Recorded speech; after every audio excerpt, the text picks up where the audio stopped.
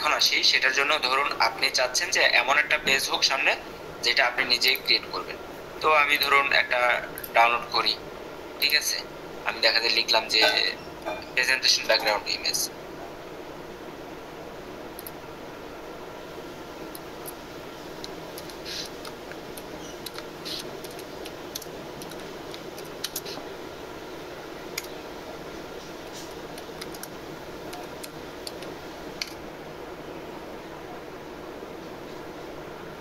ধরুন হতে পারে এটাই।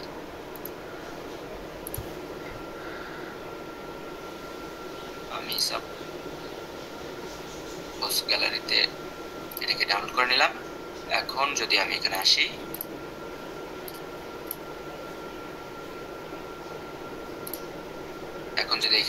আমি এসে কি করব, এই ইনসার্টে এসে এই পিকচার ইমেজ যদি আমি ক্লিক করি, দিস ডিভাইসে যাব, দেন আমি আমার কাঙ্ক্ষিত এটা নিয়ে নেব, ঠিক আছে। এটা রেজলিউশন খুবই বাজে আসছে।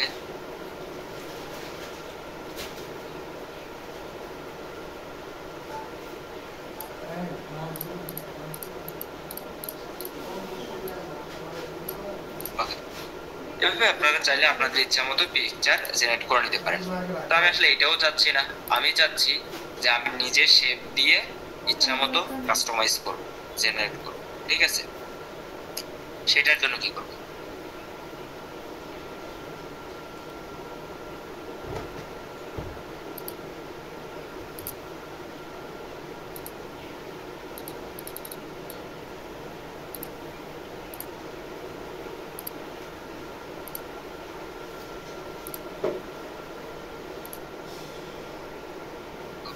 একটু সময় দেবেন।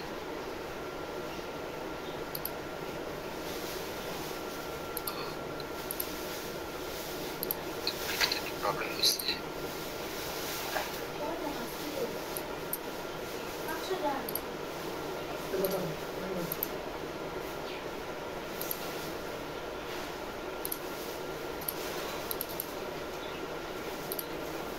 ওকে। এখন আমি ধরেন এগুলো সব ডিলিট করে দিলাম, ঠিক আছে, এগুলো সব ডিলিট করে দিলাম। এখন ধরেন আমি নিজের ইচ্ছা মতো কাস্টমাইজ করব। এর জন্য কি করব, ধরুন এভাবে শেপ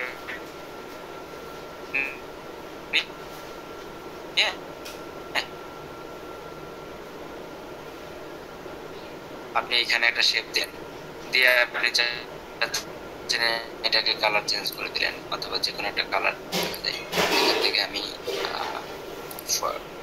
কালারটা দিলাম, এই যে এখানে একটা কালার দিলাম, ঠিক আছে। এরপরে দেখা যায় এখান থেকে আমি একটা রাউন্ড নিয়ে নিলাম, ঠিক আছে। এখান থেকে দেখা যায় হালকা করে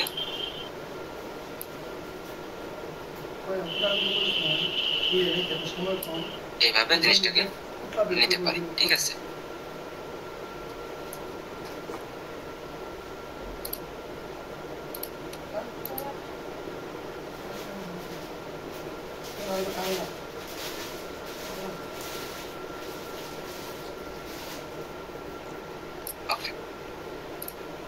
আমরা যদি এইভাবে নেই, নিয়ে দেখা যায় এইখানে আপনার লোগোটা আপনি বসাতে চাচ্ছেন, ওকে ফাইন, আপনার লোগোটা নিয়ে আসেন। লোগো আছে কিনা আমি জানি না, লোগো মুভি নাই, ওকে। ধরুন এইখান থেকে যে কোনো একটা কিছু নেন, ধরুন এইটাই আমার লোগো, ঠিক আছে, এইটাই আমার লোগো। এখন এটাকে আমি দেখা যায় ক্রপ করি, করে লোগো বানাই নিই, ঠিক আছে।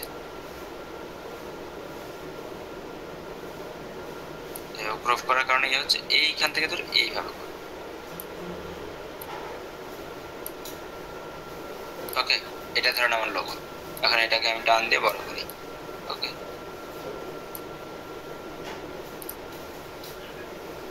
ওকে। ধরুন এটা আমার লোগো এখন হয়ে গেল, তাই না।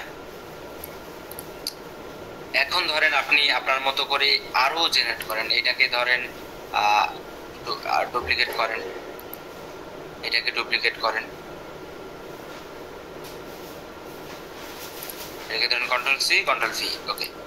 এরকম করে একটা শেপ নিলেন, আপনি এটাকে হালকা একটু আগাই দেন, এইটার স্ট্রোকটা বাদ দেন। ওকে, আমরা জাস্ট শেপে আসবো, এটাকে আমরা নো করে দেব।